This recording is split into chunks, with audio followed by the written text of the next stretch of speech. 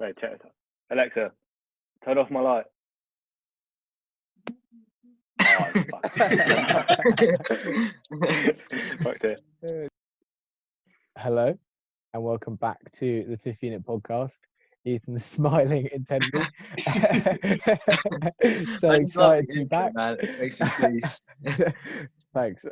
It's podcast episode number 15, because last one was 14. I checked that this time for once. Today we have special guest, I Heart Fifthunit on the mic, otherwise known as Travis. How do you say your last name? How do you pronounce it properly? Verky, yeah. Okay, sick. That's cool. Do people call you Verky? In real life? Yeah.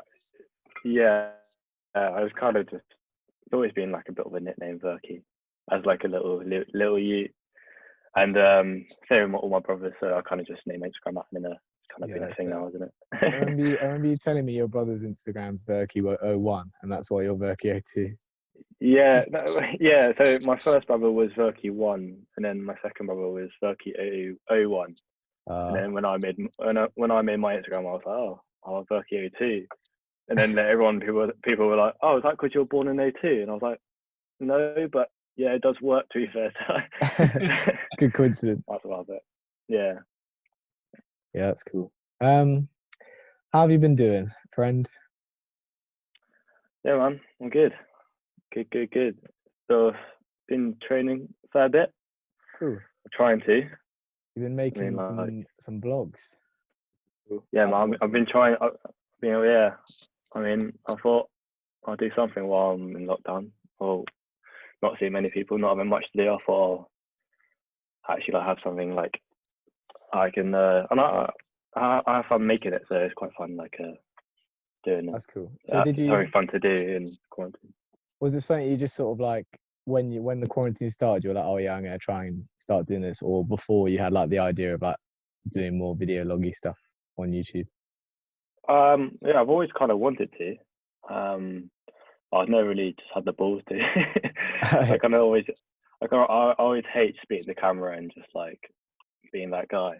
Obviously, that guy is not a bad thing, but no, I mean, it's always kind of just scared me. And then I put something on my Instagram story saying, should I add to my YouTube? And everyone was like, oh yeah, do vlogs. And I was like, guess I could do one. And then yeah. And there you go. You do sound very natural in vlogs. When you talk to camera, it's just you, and I think that's the most important thing. Oh, thanks, man. Yeah. I've tried to make them as real to my training as possible. Just if it's going shit, and I'll be like, oh, it's going a bit shit. Yeah. Because I feel like people don't really document that when they're training. Yeah, no, I agree. I have periods where I'm just I'm having such a bad one of training. My mind's not in it. I'm just going home. And I try to document that as much as I can. But yeah, I saw I don't think it was your most recent one, but it was a recent one. Well, Marcus brought it to my attention because I hadn't watched it yet, and then I watched it this morning because Marcus told me. But you sort of talk about that where you say you have a month, or you have a 1 month where you're sort of on it and you feel like you're doing really well, and then the next month you feel like you're just going shit and not really vibing it and stuff. Is that yeah recurring thing, or just at yeah the moment? Sometimes, yeah. I mean, when I'm training loads, I get just 3 or 4 months where I'm just doing solid training, and then for 3 or maybe 2 or 3 weeks afterwards, I was being a bit of a shit one. Not really, my mindset's not really in it. But then after that, I tend to get back into it and always tend to be real motivated again. It's a bit ups and downs in how I train. But, yeah. Did it happen in you seem to suggest that it's at least semi-regular that this happens. Have you built up a bit of an approach of how to deal with that when you're in one of those ruts? Do you change the way you train, or do you the thing is, I'm really bad at dealing with it. Because I always want to do the best stuff I can all the time. So I'm just there if I've got say in a session, I'm not really feeling it, head's not in it, mindset's not making me do stuff that I would normally do I'd be quite pissed off myself, not really like, just like, quite frustrated, I think. Yeah, I think recently I've tried to get better at it.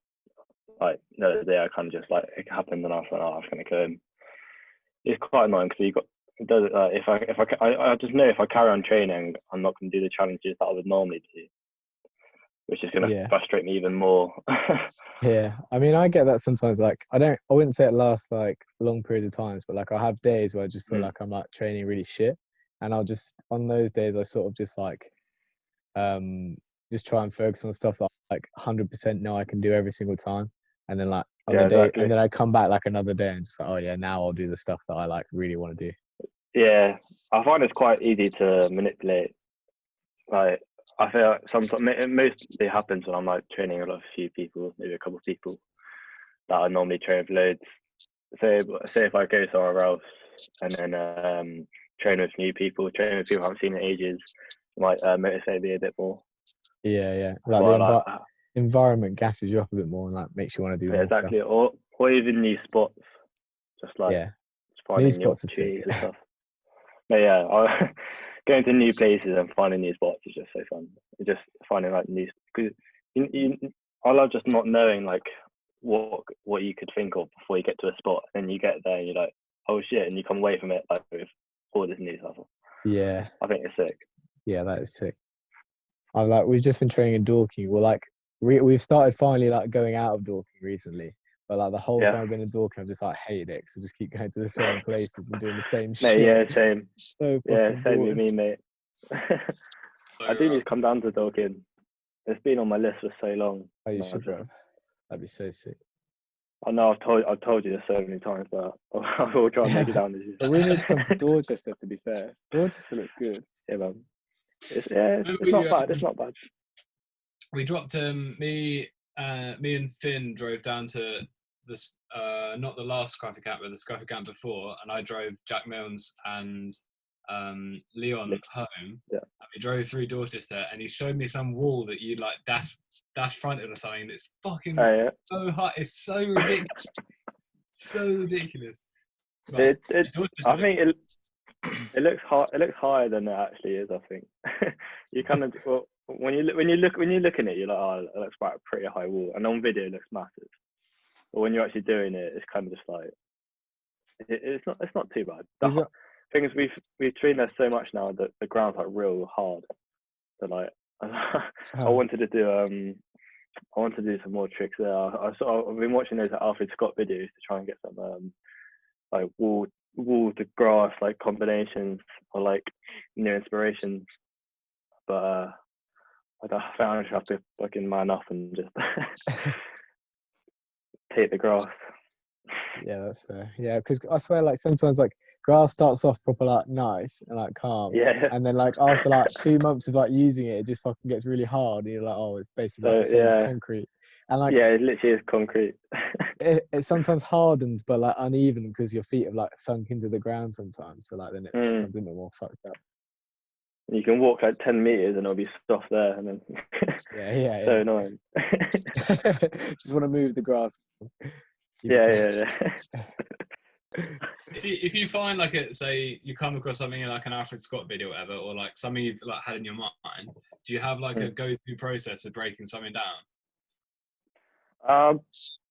When I'm actually doing it, or when I'm actually or like the process of going to do it.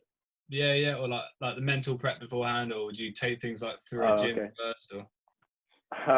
Yeah, it depends how hard it is. Yeah. I'll show you this one I saw the other day. Yeah, so this is something I really want to try. You see that? Yeah, that's it. Yeah. It's like almost in like down Matilda positioning for like dash gainer.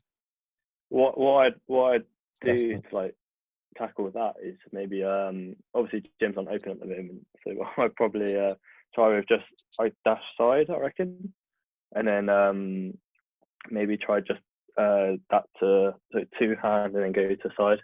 Then like slowly make it into the front. But yeah, those like pretty scatty move, and you got to. he is the king of doing those sort of tricks, isn't he? Yeah, he is. He does all that dirty shit. Did he ever come Loves back it. from his shoulder injury? Was it shoulder or elbow or something? Yeah. He had a operation on his shoulder, but I don't know. I normally message him like once every 6 months. Just like, oh mate, you got to come back now. But he always extends it, or not extends it, but every time I seem to speak to him, he's always going, oh, I need to rest a bit longer. What was his injury? I don't actually know. I think he just needed an operation on his shoulder, something to do with the tendons. Oh. But he had like a hole in his shoulder for ages. A hole? Yeah. When they first operated, I think he had like a hole in his shoulder. But I think that was ages ago. I might be wrong. But I think that's what I remember. And he had like a thing on his shoulder. And then he could only web stuff for ages because he could only do like that, but because that shoulder was down. But obviously his websters are sick in it, so like just fine with him. That's cool. When you're like out training and stuff, what sort of stuff do you tend to focus on? Because I've seen you do like loads of different stuff, but I feel like a lot of people on Insta might not see everything you do. So what's your like main focuses when you're going out training? That sounds a bit weird, but just like having fun, really. Just like being creative and I've kind of just focused myself onto like having two sorts of like training flips and then jumps as well at the same time. Yeah. So I kind of just like, I love like incorporating both. I think it's like real fun to do. And then also like gets all the muggles and the comments on YouTube, like, oh, he doesn't do parkour, he does flips. And they're like, I was like,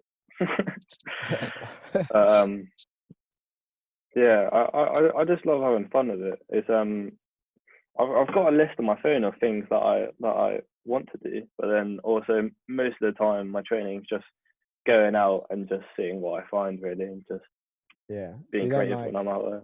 You don't go out thinking, oh, today I'm going to do jumps, and then the next day I'm going to do flips. You just sort of like, oh, I'll just go out and see what I want to do. Not at all. Well, my training's kind of gone from like, so 3 years ago, maybe 4 years ago, when I started to like take training like real seriously, I kind of just focused more on flips because I was more of I was more like dominant than that.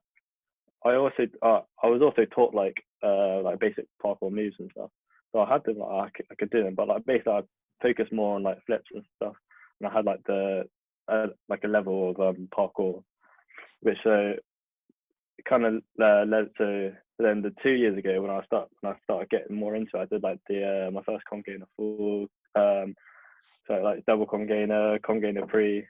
That was just me like throwing hard parkour tricks and flips. And just progressing in that. I think like it was so then a year ago I kind of just thought I used to be good at like jumps. I still kind of was good at jumps, but I thought I'll just progress that a bit more now. So then for a while I kind of just like focused on like getting my kongs better, getting my jumps better, and then like I think that must have been 2 years ago, and then the flips was 3 years ago. I can't remember, but anyway, in the last year I've kind of just like focused on putting them together, and now I've got like 2 like levels of like movement. It's kind of just fun to like put them together. You know what I mean? Sick. I know exactly what you mean. Where it's like you feel like both are like almost at similar levels, and you just like put them together to try and like make the best of both. Yeah.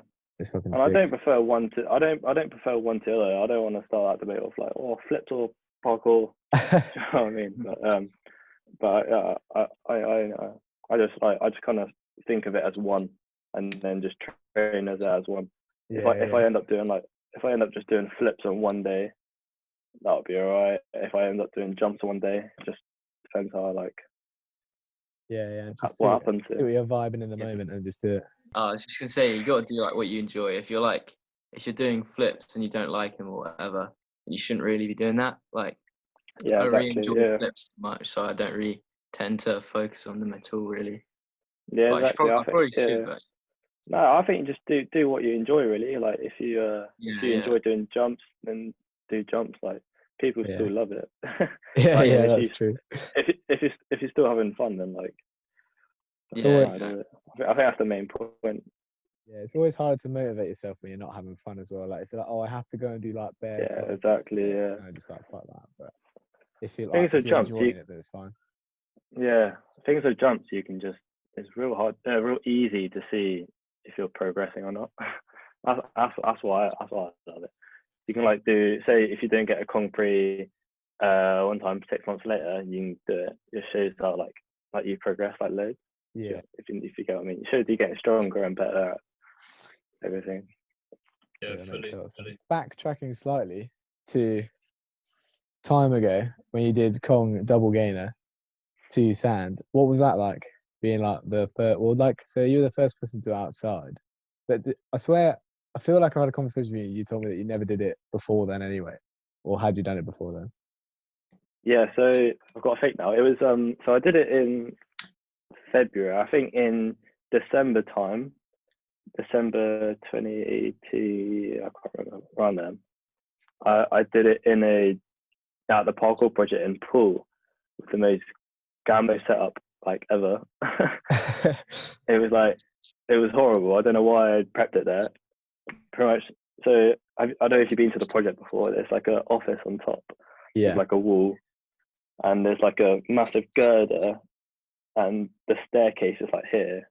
I put mats in the middle of the girder and the staircase, and I did it through like in the middle of it onto the mat. And it was literally gambo. I don't know why I did it. That sounds awful. It was horrible. I don't know why. I was just at the time like, oh, good prep, yeah. I don't know what there is a video of it somewhere. I know Luke Stone's put it on his story. Oh right. But that was when like no one knew me, so I was like, but, yeah, I've got to find that video somewhere because I feel like people might like that now. Yeah, I definitely want to see that. That sounds gross.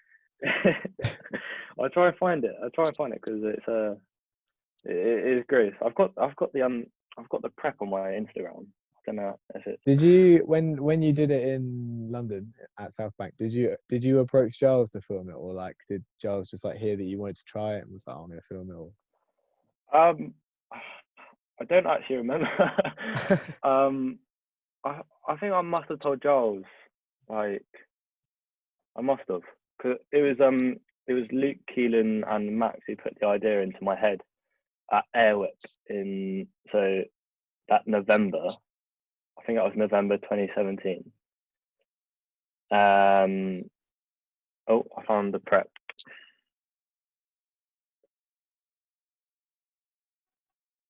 So it's the staircase there. And there's the girder. Oh my god. Yeah, that is grim. Yeah, I don't know where the full video is. I'll try and find it. But yeah, so yeah, they put the idea into my head in November, and I thought, because that was the month I did the Congainer 4 at that same spot. Well, yeah, when I was like 14, I think. Yeah, so yeah, I did Congainer 4 at South Bank, and I thought, oh, I think it's high enough I could Kong double gainer, and I was so confident with Kong gainers back then. I think it was kind of just like obvious for me to like do it. Yeah. So yeah, I think I just had like I don't know. Since they put the idea into my head, it was kind of just like what I really thought about. I just wanted to do it. Yeah, that's fair. That's cool though. Like you like, or like someone put an idea and you're like, oh yeah, I'm gonna see that through, and then like. Yeah, I never really thought of how like big it was at the time. I think I just thought, oh yeah, I could do that.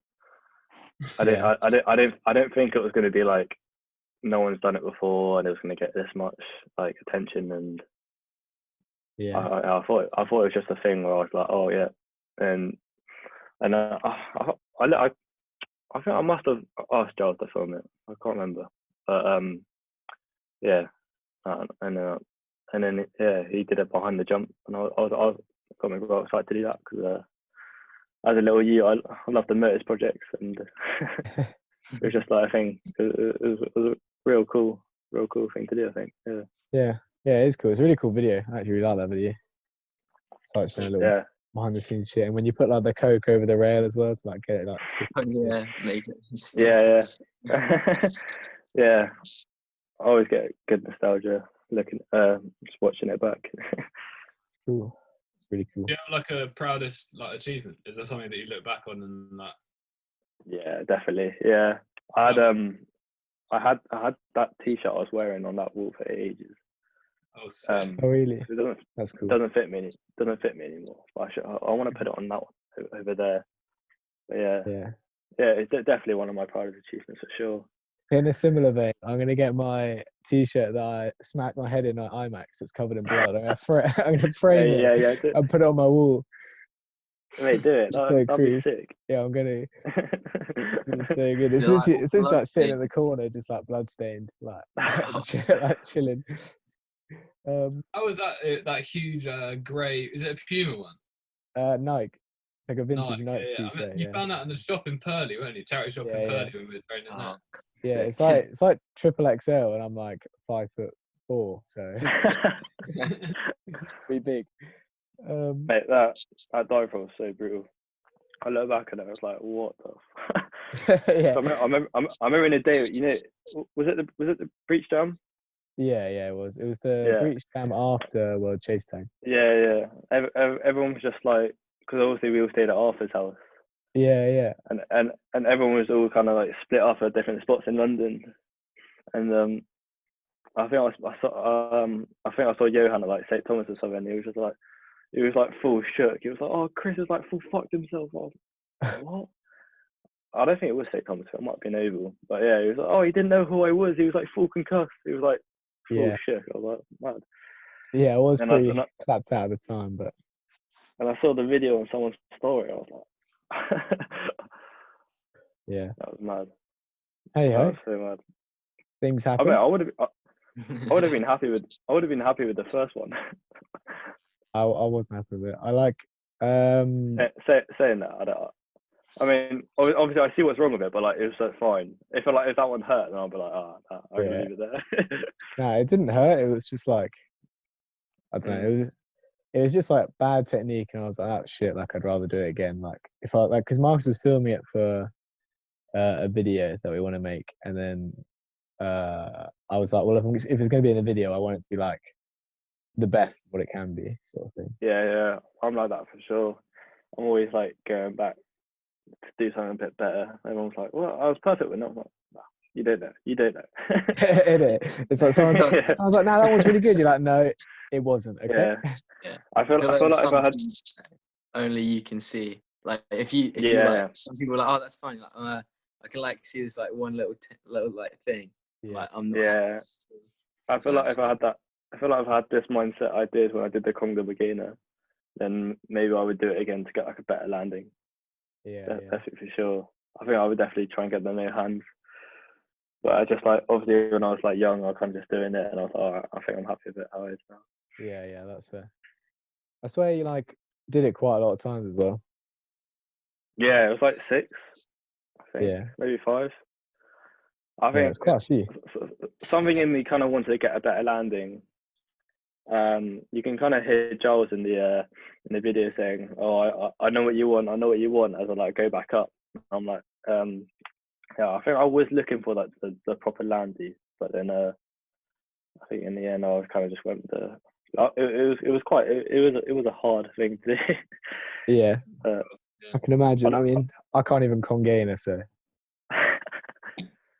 Yeah, it took me like an hour to commit to you. That's something you can't really see. That's something you can't really see in the documentary. With all the people like watching as well, that's got to like put you off quite a bit.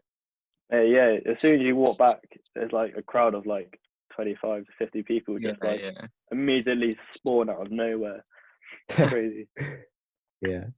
That's the problem with like South Bank and that. There's too many people. Yeah, exactly. That's why you got it. Thing is, now no one's about in London. It's like if you want to do something mad in South Bank or like at IMAX across the IMAX to the walls, now it's like the perfect time. Yeah. Everyone's just at home, isn't it? There's a congainer pre at along South Bank that I want to give a go. Oh, really? I might try it while it's quite quiet. It's like, have you done like any Congainer Prees outside since that Southampton. Southampton one? Yeah. I did one in Basingstoke, but it was perpendicular like that. Oh Right. yeah. I can't remember now. I don't think so. Yeah, because I remember you doing that one, and it was so sick. Yeah, that was quite cool. That was such a hot day. It just tired me out for the rest of the day. I had plans. I had plans that I kind of wanted to do after that. I was like a double side, like my first double side outside. I wanted to give that a go, and I got there. I was like, I'm knackered now. Yeah. And that was like the only thing I did that day as well. Yeah, I've had that before as well. Like, I feel like, I mean, how old were you when you did the Kong double gainer? For 15. Right. Yeah. So like pretty early on, you almost set like a standard of yourself. Like, here's what I'm capable of making this much of a wave in the community. Do you feel any like pressure to sort of keep making those sort of waves, or are you quite good at just being like, I'm just doing me, I'm doing this because I want to, and like? Yeah, I did for a while actually. I think that's kind of what pushed me to like do other stuff, like to learn cork prees and all of that. But I think Abdullah's like said this as well when in one of his in the analyzing is like the Kong pre where he fucked his arms. I think you kind of just get to like, I kind of enjoyed that training for a while. It was nice to get there was people loving. I was enjoying like breaking barriers, mental barriers, doing stuff people no one done before. But I think like now in my training, I feel like I can impress people and I can find fun as well by just doing other things, like maybe like style, just like connecting different things. I just enjoy a different type of training, really. Yeah. I feel like there was a period, or like it felt like for me, there was a period on Instagram where like people were just posting like all this new shit at IMAX and stuff like that, like breaking all like bigger shit. And so everyone would everyone was just trying to do that.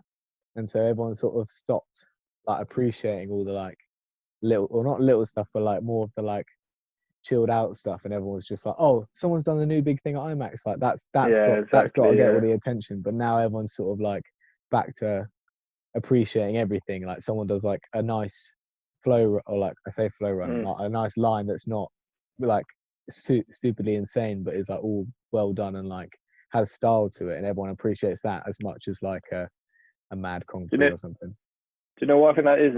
It's because I think those people have been doing those mad things beforehand in that little like period. I've used like their skills they've had. I think this happened with me too. I've used their skills they've got from doing that, like those mad jumps, and they've like incorporated them in like techie style and like more like just better, like more styly stuff. Do you know what I mean? Yeah. So like I can use like the cork pre technique and like in like a styly run, which like it's not like too much of a send, but like it can still like people still enjoy it. And yeah, you know what I mean? Yeah. No, I had this a conversation with Harvey a couple of weeks back about like this, where like he sort of felt like he just did singular moves, and like there were singular like power moves, and now he like wants to do more runs, but instead of just like making his runs out of like smaller stuff, he's taking the big shit he does that he knows he can do like controlled, so like a big running pre or like a big double, and then adding that into a line, and then like that way so like he takes what he knows he can do and just like puts in like a little bit like other elements, and it just makes it as difficult but then also like more interesting, I guess. Yeah, I think it's a great way to like progress, to be fair. Having like a period. I think a lot of people go through it, and like of course like Abdullah's like gone through it recently on his or he's noticed it from watching that video of analyzing his breaking his arms. I feel like it's just a thing where you can take quite a lot from that period and just like use it in like your training to do bigger stuff, as well as like being like something that's real nice to watch. Yeah. Abdullah's such a good example of that. I think he's definitely. So I mean, I think if I'm understanding you correctly, the phase you're talking about is that like flow phase when you're not physically capable, if it's due injury or whatever it is, and you sort of turn towards like a different style, like flow, for example. And now Abdullah, and he's still working in those lovely like defaults and stuff into his lines, and now he's getting back up to like, I mean, I don't know how close he is to where he was or where he'd stayed, but now he's just beautiful like mix of the two. He said, exactly, yeah. He said in like one of his most recent videos that like standing pre is at its biggest it's ever been, or something. Oh man. See the one one he in Reading? Yeah, the one I was about to say that, the Reading one. Yeah, fucking massive. Can't believe that. So big. Because like Callum and Toby both did that as like a running pre-plyo, and he's just like standing pre it. It's crazy. That's so mad. Yeah. He's quite young as well. Like, when he's like Callum's age, like what's he gonna do then? Like, mad. Yeah, true. Speaking of aging, you're still, you're relatively young compared to I'm still young too. What do you do? Any like stretching or like conditioning at all? Like anything like that to sort of like try and conserve how long you can train for, or do you just not vibe with it too bit? I stretch, but not as much as I should. Especially I've got people like Danny and Leon in the who I train with. Danny's like the most flexible geese ever. Yeah. He loves stretching. I find it quite boring sometimes, but like you kind of have to do it.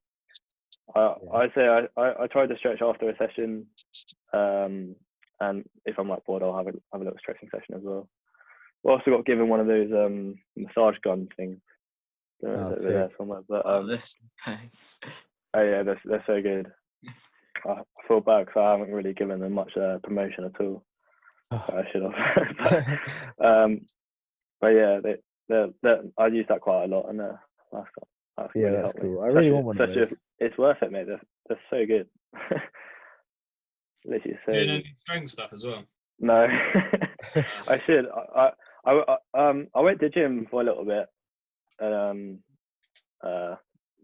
stopped pretty much.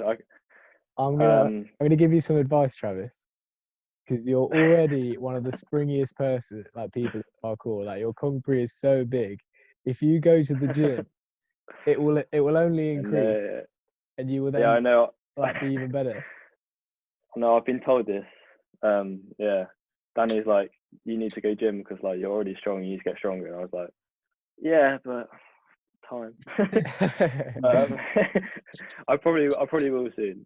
I think when Corona stops, I might focus on getting stronger. Yeah. Thing is, I find when I went for gym for a little bit, I kind of just like it didn't mess with my training a little bit because I tend to train quite a lot. And if I'm like achy the next day, I kind of just got to plan it out. And if you don't know already, I'm quite lazy and don't plan out quite a lot. So I feel like I'll just go, I'll go gym tonight and then not think about the next day. I'm like, I'm dead for training. You know what I mean? Yeah. I think it's with the gym and stuff, you do kind of need to like, if you keep a routine, that way you know what days you're going to be like more tired and stuff. Otherwise, you just sort of like surprise yourself and like, oh shit, I'm really tired today when I didn't want to be. But but also if you go and then you don't enjoy it, that's totally fine as well. Like you don't actually have to go to the gym to train. Like it's not a requirement. I might start going with Danny too, because he's a little bit gym now doing it at the moment. So he's got more into it. He's training to be a PT, so I'm sure he'll take me under his wing. Yeah. I saw Callum Powell has given Leon Rimmer before lockdown he had given him like a plan sort of thing to follow. He's trying out his new program, I think. I don't know too much about it. I just know he's trying it out and doing it for free, which is quite cool. That is cool. That's like a little guinea pig. They're like Callum literally lives like opposite him. You can literally look out of Leon's window. You can see Callum's window. So Yeah, funny. I think I've seen on Callum's like Insta story or something, Leon just like sitting on the roof and shit. Yeah, just chilling reading a book. That's so funny. Yeah. Well, yeah. When I went to go stay with Leon, we literally like before we went up training with Callum, we just went across the road, went into Callum's house at breakfast. And he's got a spot literally outside his house. It's actually in his house practically. You walk out of his door and there's a spot like, and it's like his courtyard. So exactly what you want. Yeah, mate. It's sick. It's a cool little spot as well. It's quite good. It's not even like a bad spot. It's like it's good. Yeah, that's cool. Yeah, it does look good actually. He's like training. He like posts instas from that all the time as well. The white walls and shit. The walls are like could be slippy, but other than that, it's probably pretty blessed. They're weirdly grippy. I can't even lie. Big. It does look slippy, but like they're actually real nice. Blessed. That sounds fine. Yeah. Seems like a cool group, like you, Danny, and Leon. And that. Are you all from Dorchester? Yeah. Leon in Brighton, but. Yeah. So we're all from Dorchester, and I don't know if I'm allowed to say it or going to say it, but we're trying to make a group of like all three of us. I doubt either of them are going to watch this. So I'll probably just say it anyway. Well, fuck them then. Yeah. So we're saving clips for a big video at the moment. Oh, sick. Yeah, we've kind of taken a break since lockdown started, but we've got a bunch of clips for all of us, and got a little plan ever. You've probably seen a few things of DT1 about. Yeah. Is that what your team? DT1 crew. Yeah, it's just DT1. Yeah, exactly. Dorchester 1. Yeah, that's cool because Leon's fucking sick. Oh, you're all fucking sick. Like Danny just does. I swear, Danny just does grim like flips and shit. Then you do like power shit, and then Leon's just like steezy as fuck. Exactly. Yeah, mate. Yeah. That Leon's got the steez and like the sick parkour. Danny's got like the creative like sick little weird flip that you wouldn't think of. Yeah. And it's all a sick like mix of people. That's so good. Yeah, very diverse actually, like, as a trio. Unlike Fifthunit, we all just do the same shit. It's still nice though. Still nice. Yeah. I mean, I like it. It's cool because it means that we go to a spot and then everyone wants to do the same thing. We have more fun as opposed to just yeah. You also have a huge queue as well. Yeah. Oh yeah, that's true. The huge queue is the only negative. I mean, we literally like went to a spot the other day and all like 6 of us were queuing to do this one Kong Pre. Literally like a loop. Yeah, which is a bit long, but that's so funny. That's so good. That's got to look so weird to like a passerby. It's just see like people trying the same thing over again, like nearly. Yeah, that was fun though. Yeah, I do enjoy that though. I enjoy the fact that we all like vibe off the same challenges because like as much as I like that's sick. As much as I like doing like different things, sometimes I'd like train with people who like don't do anything like the same as me, and like they'll be like, "Oh, do you want to try this?" But not really, no. Like I don't. Do you know Eden Hoy? Yeah, I do. Yeah, from Liverpool.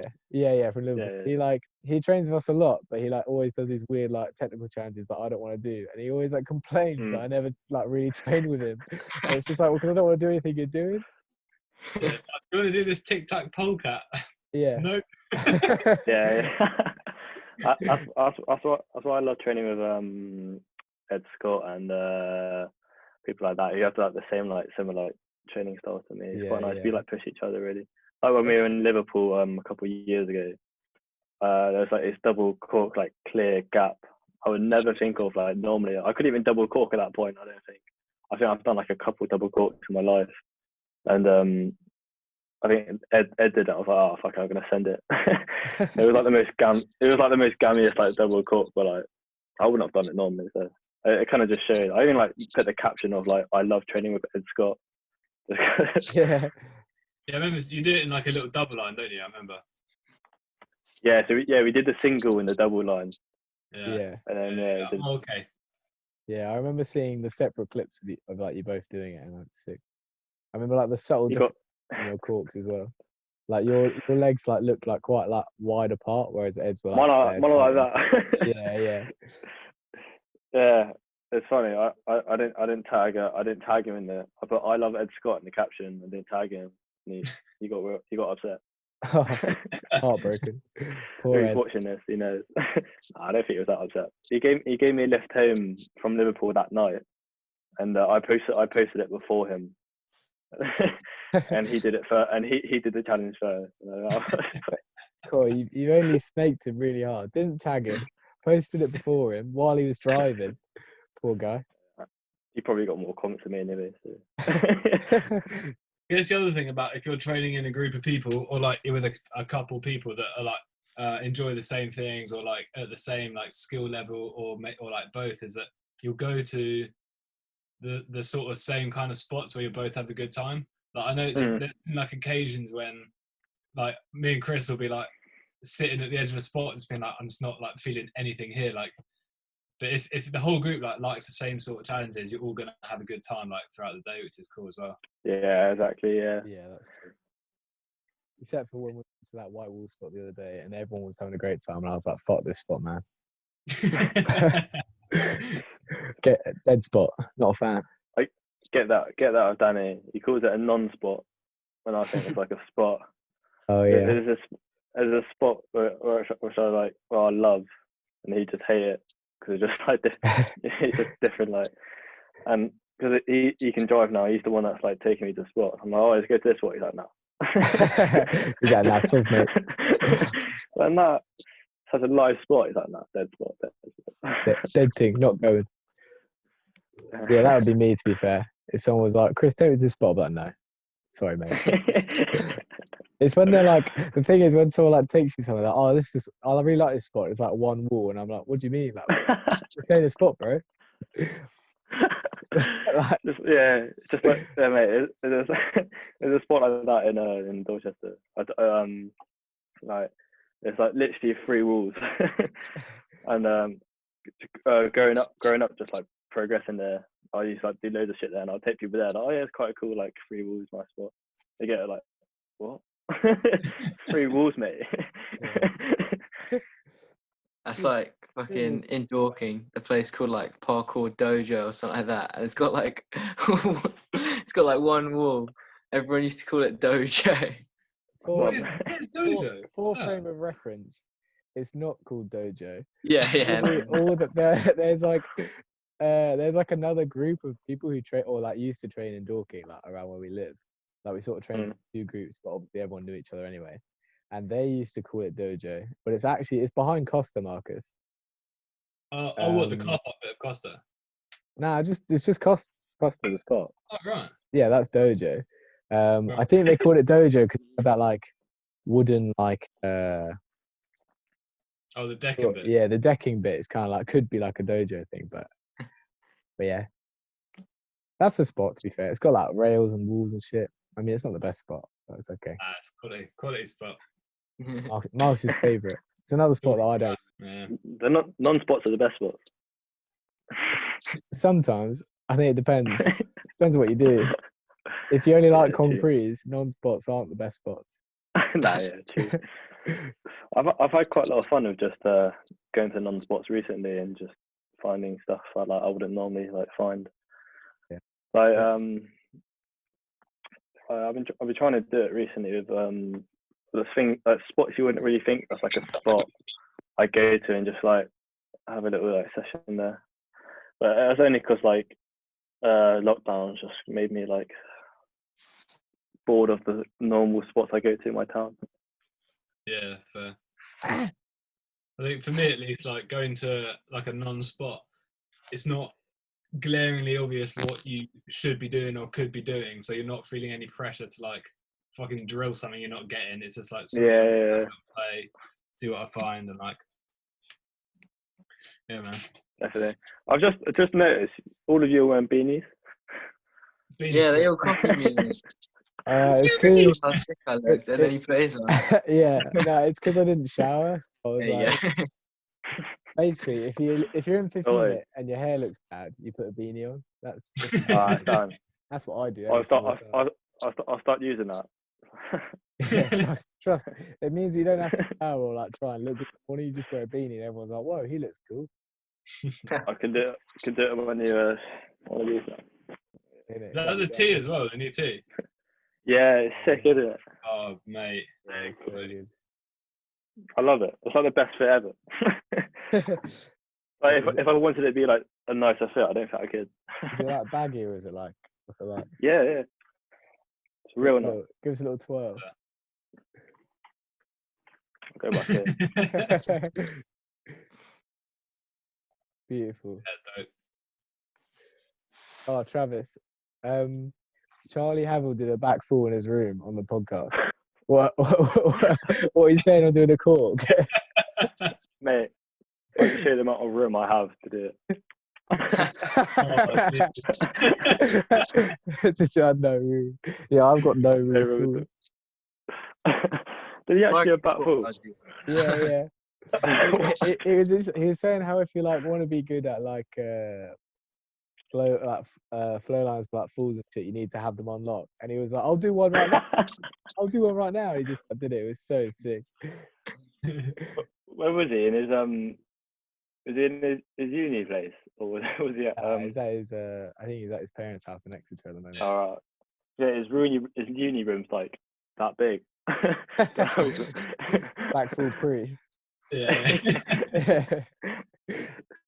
That's so deep. Yeah. You don't even know what to expect of Charlie. Trav, you know, earlier you were saying you had like a list of shit on your phone of stuff that you like want to do, I guess, in the future, whatever. I bet there's shit on there that you wouldn't want to like spoil or tell anyone. But is there anything that you are like working on that you'd be happy to like? Yeah, man. I'll get it up. I don't actually remember until I look at it. Most of the stuff just it used to be like big stuff when I used to train like loads of big stuff, but now it's just like I kind of just see like a thing and I put signpost pre.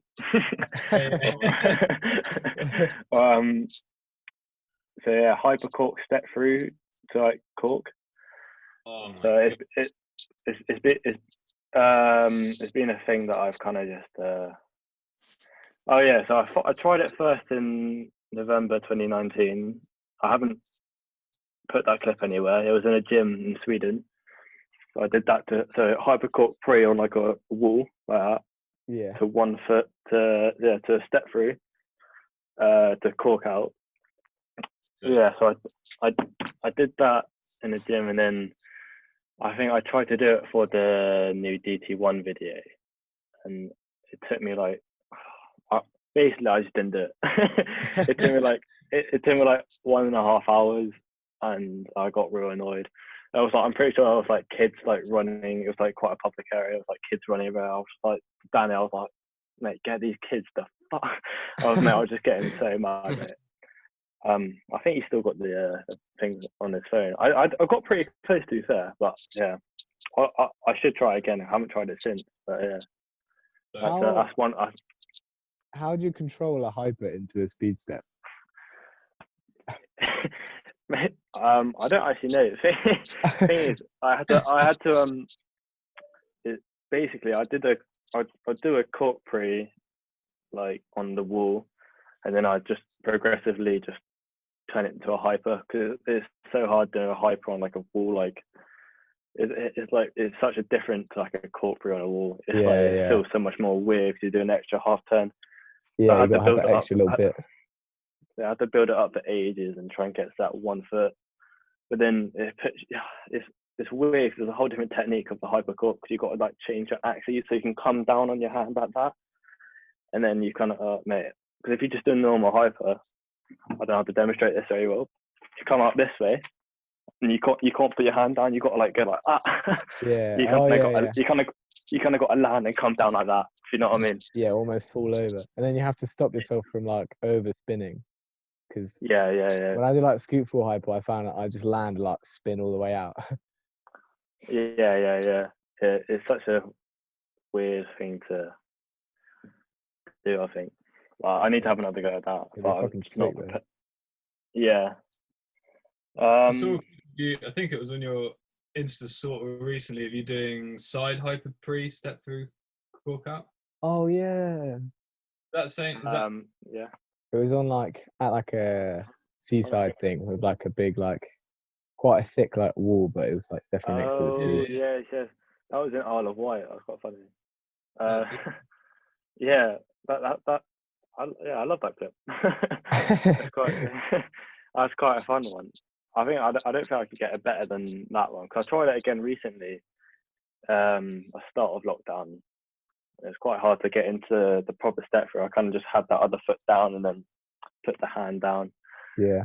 But yeah, I think the one I did by the seaside, I literally fell into it and it went into the. It felt real nice to do. Yes. That's so sick. Trying to look at my list for what else.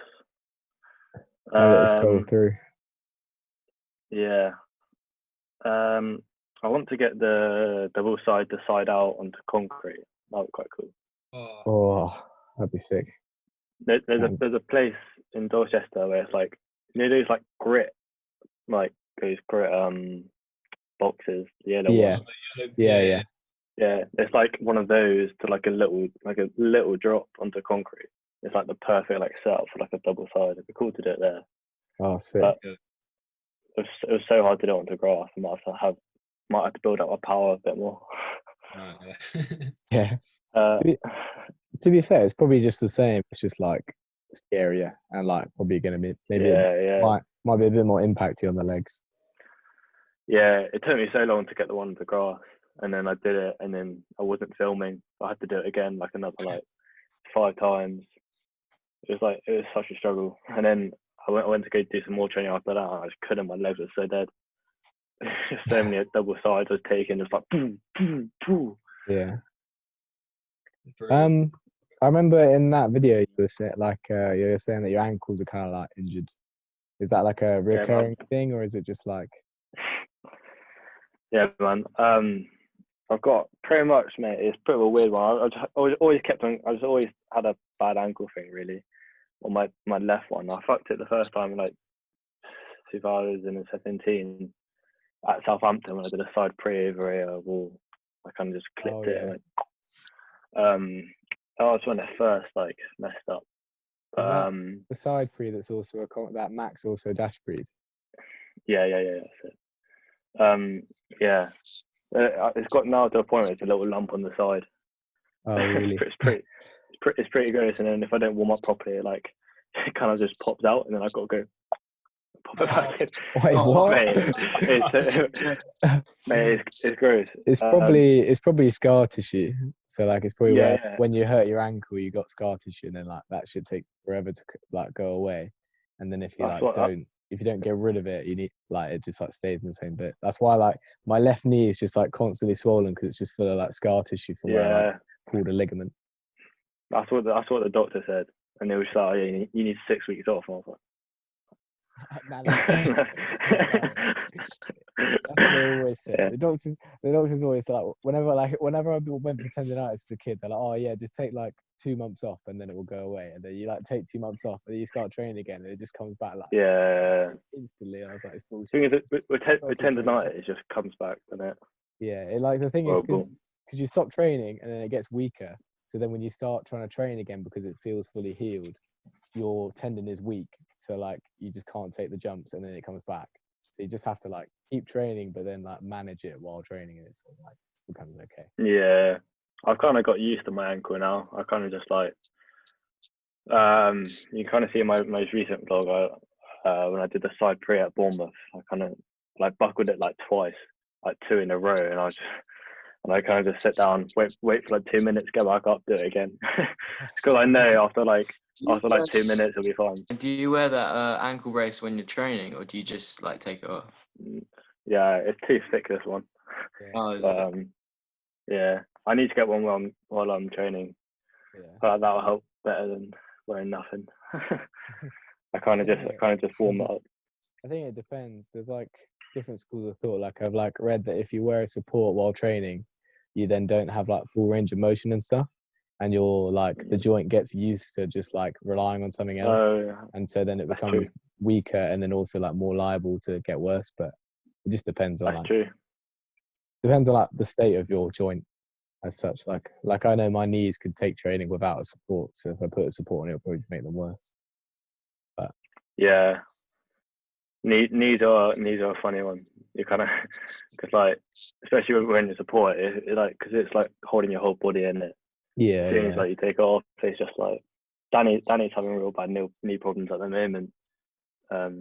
He's not training loads at the moment because of his knees, but he say he's resting, but you look at his Instagram, he's not resting.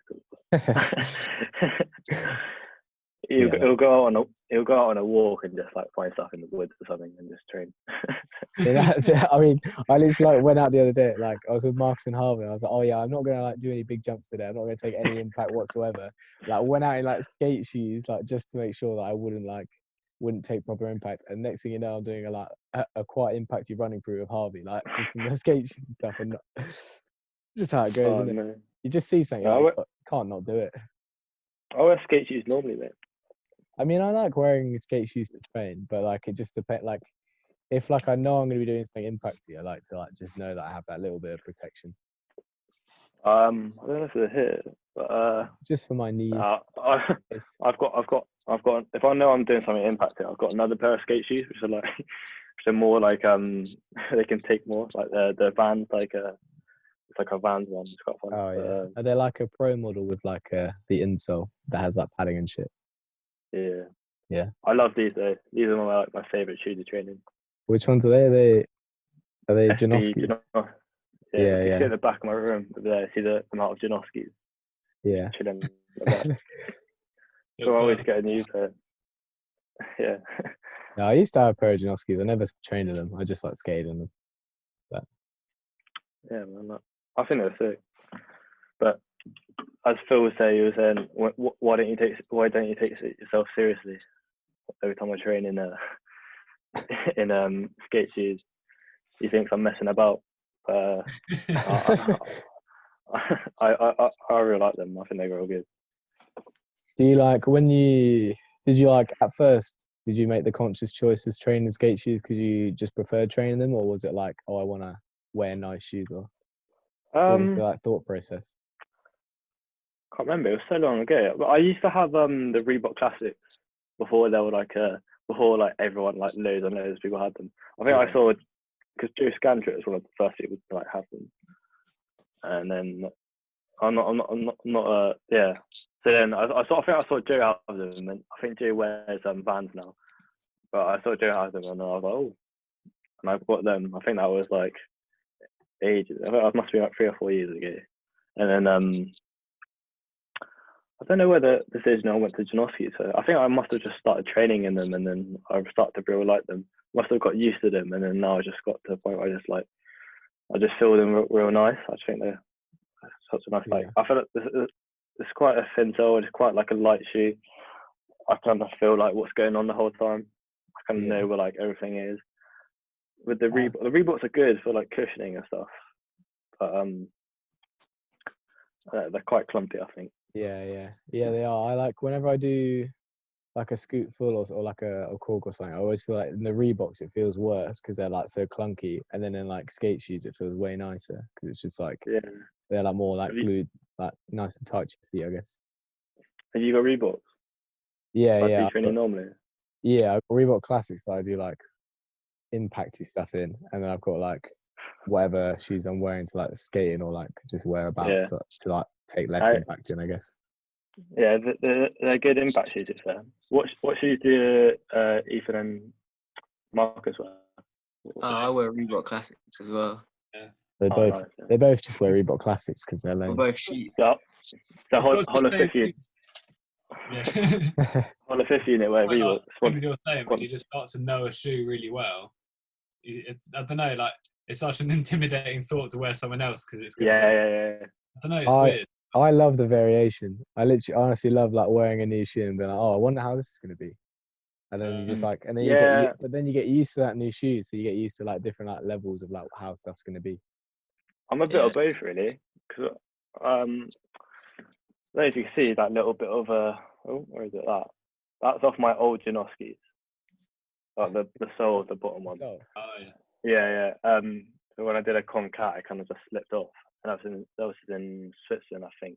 I went to go buy a new shoe, and there wasn't any Janoskis about, so I had to go get some Vans ones. And those are my Impact ones now.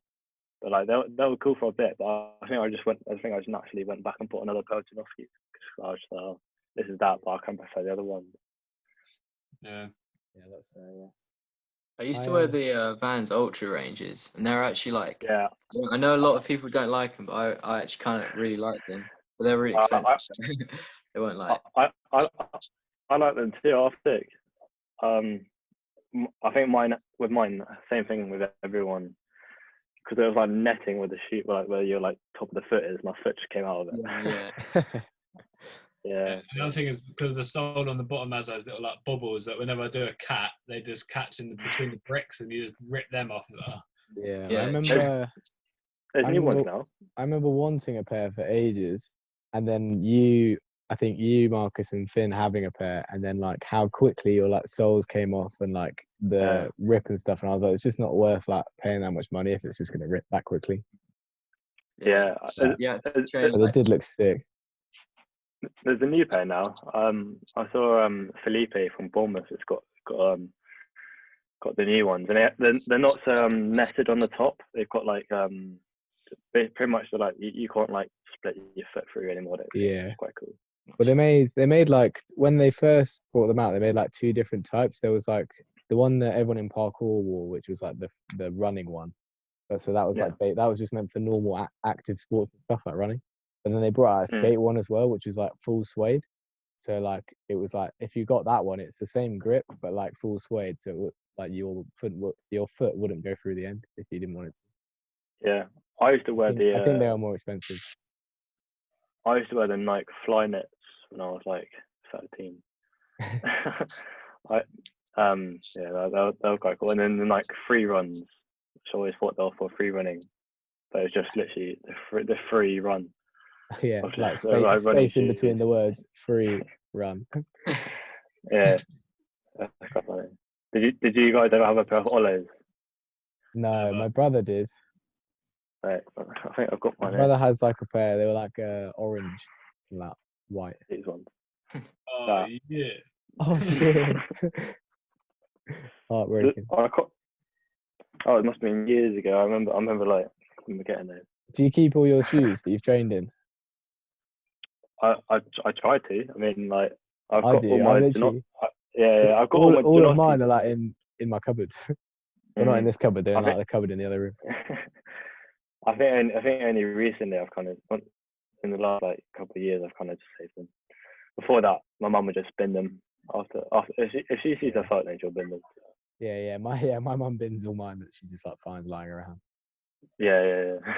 I just like having them. Like it's nice to like, look at it and be like, oh, that's the shoe I wore then, and then like just remember like because it's like you go on your Instagram and like you look at the clips like, oh, I did that in those shoes and sort of shit. It just sort of, like gives you like nostalgia of like remembering what it felt like.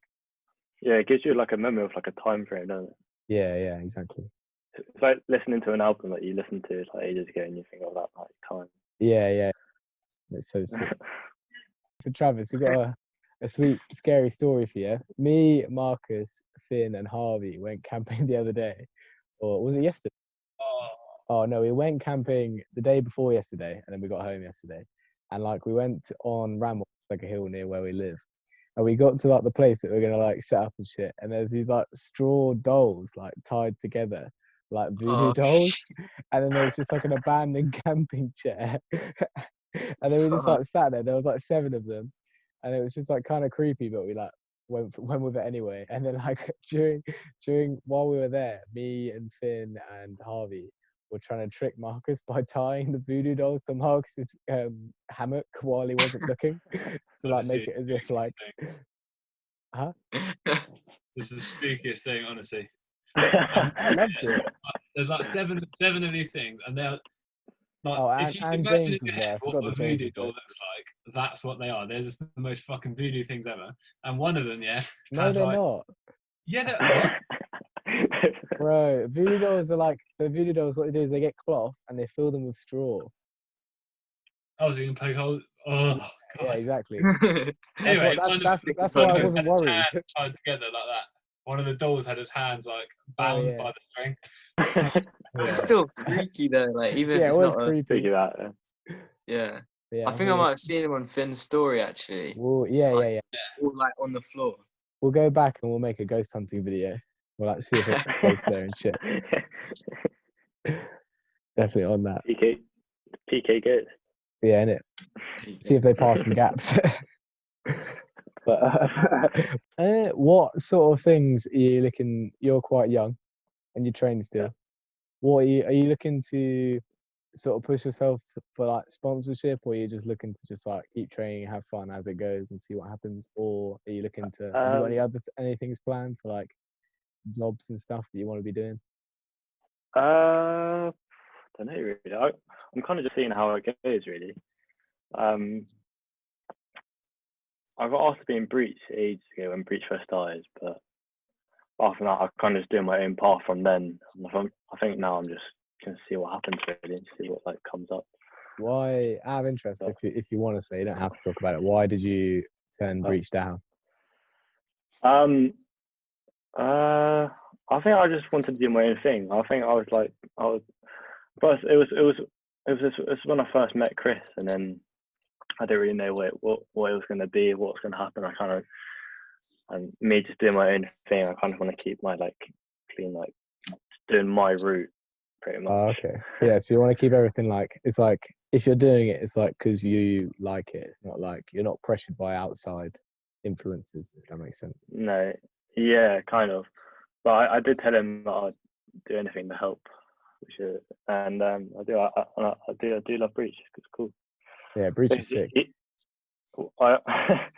When he first asked me, I think he's saying I was like the first person he asked. But I think I told him ask me in like a year, and then a year later was World Chase Tag, and then we were in the Bethnal Green Park thing. He was like, "Oh, it's been a year. Don't I join now?"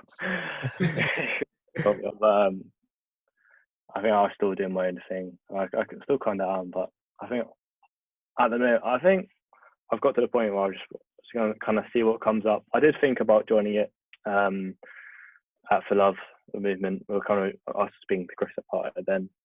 But yeah, it would be a cool thing to be part of. But like I said, I'm kind of doing my own thing. I'm doing my, especially with BT1 now, down in Leon.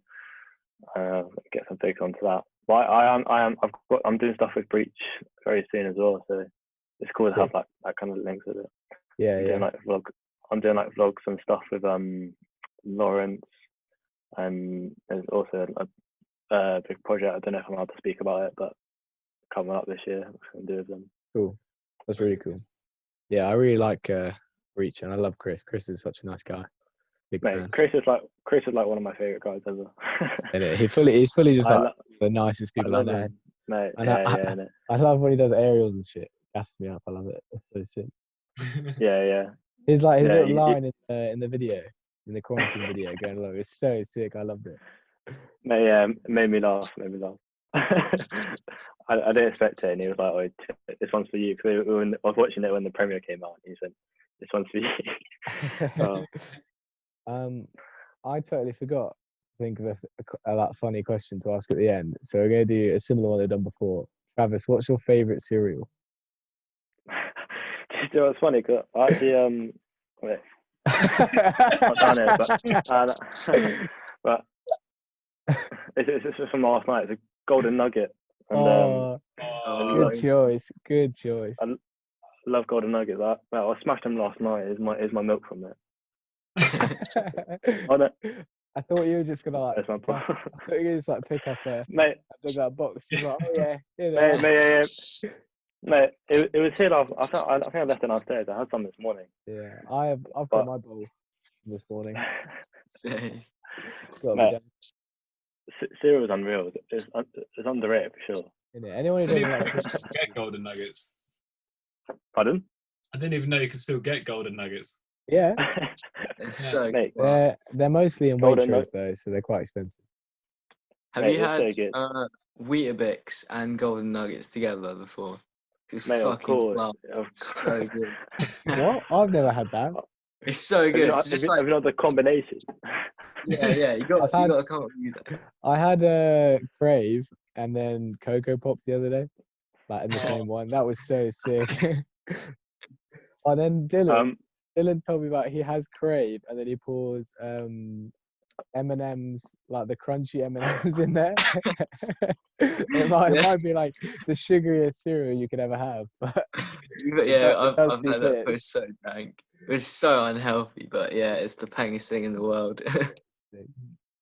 Whenever you talk about Crave, Chris, it always reminds me of Luke Stones' house when we got boxes after training and that. And I remember we asked him for some milk and he was like, oh yeah, in the top shelf of the fridge. And he opened the fridge and the whole fucking thing's like stacks of almond milk. Yeah. Like stocked up for the winter. Yeah, there's like 20 fucking crates of it. It's so good. So good. Unpopular opinion, cereal is so much better at night than in the morning. I agree. I totally agree. I used to do that back. I used to eat at like 12 at night, like just like a fat bowl of cereal all the time. Mate, like I stopped doing it just because it ruins my like morning. Well, not ruins my morning, but like it changes like my energy levels throughout the day. So I've sort of like tried to stop doing it. That's what that's for. That's what that bowl's from last night at like 12. I was playing Minecraft with the lads.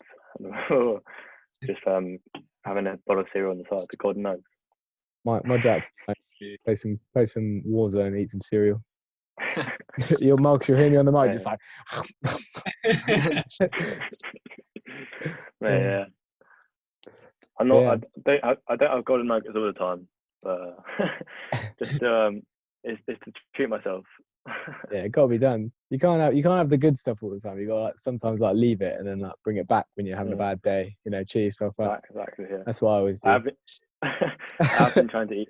I've been trying to eat healthy. I think I've got these golden nuggets last night to treat myself. Yeah, nice. That's cool. Also some baton bow. Oh yeah, they're sick. He's got the snacks. Get it out. It's in my little drawer as well. You can't really see it. There's a little drawer here. Quality, mate. You do it right. Anyway, thanks so much for coming on the podcast. It's fucking man. Very interesting. Yeah, that was fun. Thoroughly interesting. Yeah, good chat. I hope you. It's been good to talk to you, mate. It really has. Yeah, mate. You too. I haven't seen your boys in long. Yeah, I haven't seen you since Amsterdam or Holland. You didn't come Project Underground, did 2018? you? You didn't come Project Underground, did you? Me? Yeah. Which one? The last one. The one like because I was up for the love of you. It was just me. Yeah. And then I went to Project Underground after. You didn't come, did you? Did you go? I don't remember. No, I don't have the money. Oh right, yeah. Peak. I'll be the next one for sure.